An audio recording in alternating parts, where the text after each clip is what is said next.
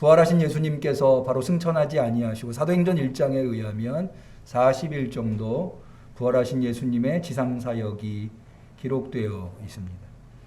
예수님께서 그렇게 40일 동안 제자들에게 나타나신 이유는 하나님의 나라의 일을 말씀하시고자 함인데 그것은 성령으로 세례를 받는 것과 직결되어 있었습니다. 그래서 마지막 승천하시기 전에 제자들에게 부탁하신 것은 예루살렘을 떠나지 말고 성령으로 세례를 받을 때까지 기다리라고 말씀하신 것이었습니다.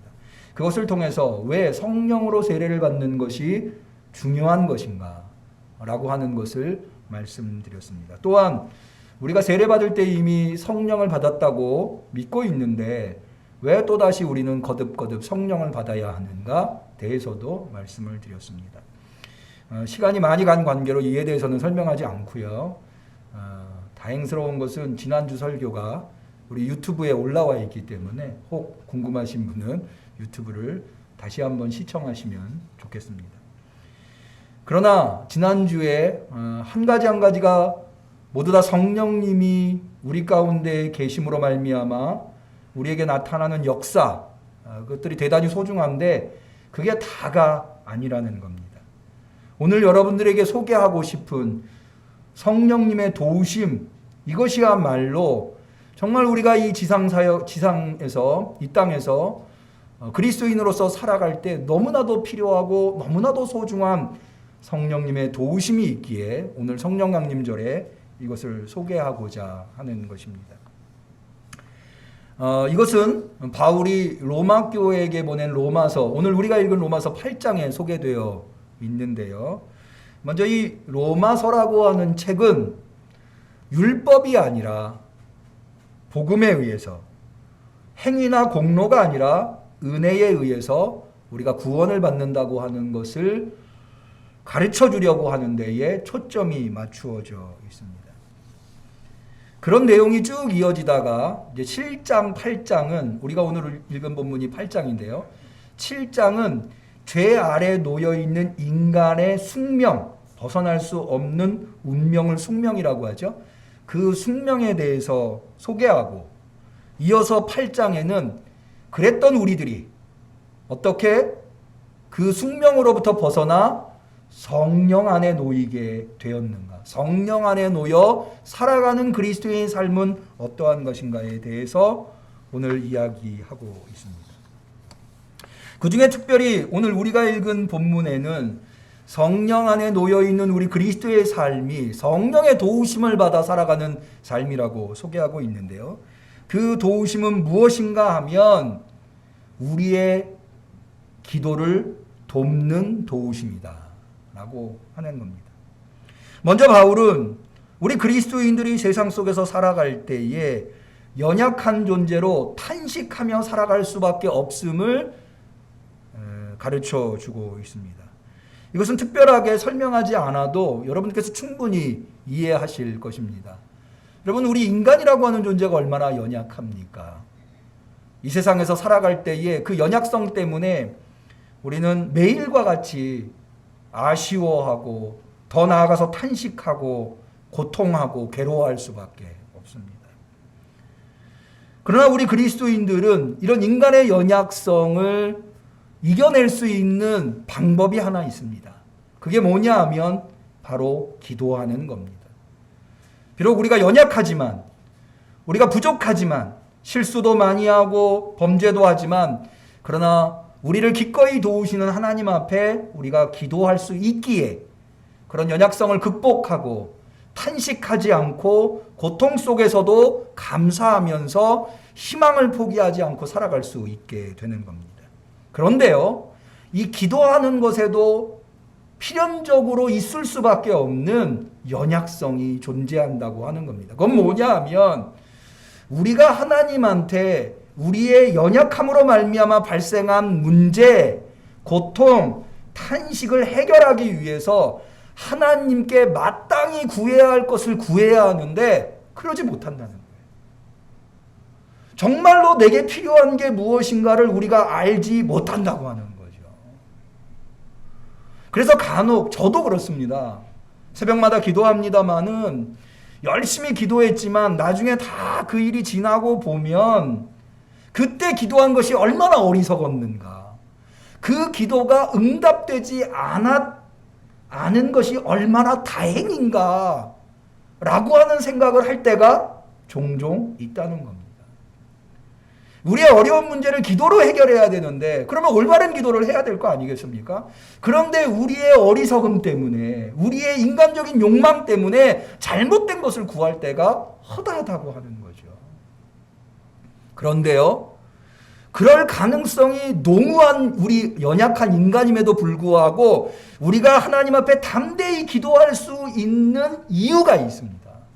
그 이유가 무엇이냐?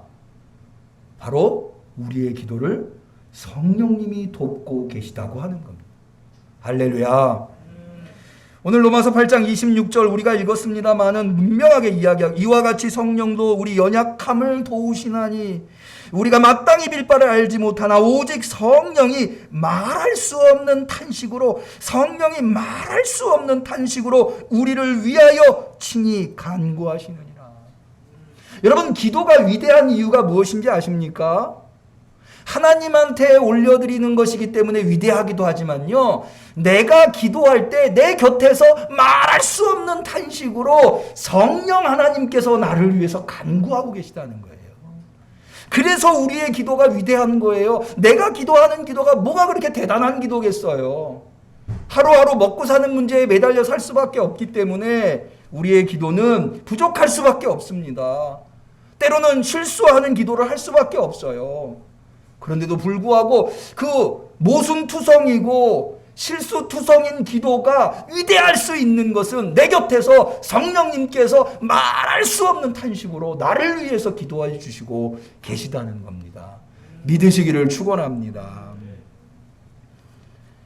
저는요, 아버님 앞에 무언가를 부탁하거나 말씀드려야 할 때 종종 사용하는 방법이 있습니다. 참 어려운 이야기를 아버님한테 드려야 할 때는 직접 아버님한테 얘기하지 않고요, 어머니를 통해서 아버님한테 말씀을 드려요. 왜 그러냐? 저보다는 어머니가 잘 아시잖아요, 아버님을. 그러니까 제가 직접 말씀을 드리다 보면 실수할 수가 있거든요. 아버님이 이걸 꼭 좀 들어주시면 좋겠는데 아버님의 심기를 건드릴 수도 있고 또 아버님이 들어주실 수 있는 방법으로 제가 말을 못할 수도 있잖아요. 근데 우리 어머님은 아버님을 잘 아시잖아요. 그러니까 어머님을 통해서 아버님한테 말씀을 드립니다. 그러면 이루어지는 경우가 많이 있어요. 27절 볼까요? 마음을 감찰하시는 이가 누굽니까? 하나님이에요. 하나님이 누구의 생각을 하세요? 성령의 생각을 해요. 나와 하나님이 가까운 것보다 하나님과 성령님이 더 가까우신 거죠. 아시나요? 이는 성령이 하나님의 뜻대로 성도를 위하여 간구하십니다. 믿으시기를 바랍니다. 제가 어머님한테 아버지가 이것 좀 해주셨으면 좋겠는데, 어머님 그래요. 가만히 있어봐. 내가 아버지한테 네 아버지한테 얘기할 텐데 조금 기다려봐봐. 내가 기회를 좀 볼게. 그러니까는 어머님은 아버님이랑 계속 같이 계시니까 아버님이 잘 들어주실 수 있는 때를 포착하시는 거예요. 그리고 지혜롭게 말씀해 주시는 거죠. 우리가 하나님한테 직접 간구할 때에 우리가 얼마나 부족한 간구를 하겠어요. 우리가 얼마나 연약한 간구, 우리가 얼마나 잘못된 간구를 하겠어요. 근데 성령님께서 그걸 돕고 계신다는 거예요. 마치 우리 어머니의 역할을 성령님이 해주시고, 성령님이 이 역할을 해주시니 얼마나 우리에게 다행이 아니겠습니까? 여러분들이 기도할 때 성령님께서 그렇게 돕고 계신 줄로 믿으시기를 바랍니다. 여러분은 여러분의 아픔과 고통을 누군가에게 이야기해 보신 적이 있으신가요? 그 이야기를 상대방이 잘 이해해 주고 날 위로해 줄 줄 알고 얘기를 했는데 막상 그 사람이 나에게 보이는 반응은 어떠했나요? 정말로 위로가 오던가요? 정말 내 아픔에 공감해 주던가요? 저는 한 번은 조합이랑 협상을 할 때 참 난관이었잖아요. 어려움이 있더라고요. 그래서 괴로워서 제가 존경하는 목사님, 그 목사님도 저를 참 많이 사랑해, 맛있는 것도 많이 사주시고 선물도 해주시고 참 많이 사랑해 주시던 목사님이셨어요. 그 목사님이 한테 제가 하소연을 했죠. 목사님 이만저만해서 너무 외롭습니다. 그랬더니 그 목사님이 저한테 그러시는 거예요. 그러게 남목사 교회를 큰 교회로 만들었어야지 라고 이야기를 하시더라고요. 그러니까 작은 교회다 보니까 조합이 우리를 무시한다는 거예요. 사실 저는 그 말씀을 듣고 굉장히 더 괴로웠어요. 저는 한 번도 우리 응암교회가 작은 교회라고 생각해 본 적이 없어요. 그리고 작은 교회를 목회하는 게 잘못도 아니잖아요. 근데 이분은 교회를 개척해가지고 천신만고근데 큰 교회를 일룩하셨지만 누구보다도 작은 교회의 목회자들이 얼마나 고생하시면서 목회를 하는지 잘 이해해 줄 거라고 생각했는데 그렇게 말씀하시더라고요. 그게 얼마나 상처가 되던지 제가. 여러분들 어떠세요? 내 아픔을, 내 고통을, 내 탄식을 누군가한테 이야기하면 그분이 정말로 공감해 주시던가요? 그렇지 못한 경우가 많으실 거예요. 오히려 그러게 너가 잘했어야지, 그게 네 잘못이지 라고 이야기하는 사람들이 허다하지 않나요? 그런데요, 우리 성령님은 어떠세요? 내가 비록 잘못해서 내가 탄식하고 고통해도 그 곁에서 어떻게 해주세요? 말할 수 없는 탄식. 나보다 더 내 아픔을 아파하시고 나보다 더 내 고통을 탄식하시면서 나를 위해서 간구해 주신다고 하니 이 얼마나 감사한 일입니까?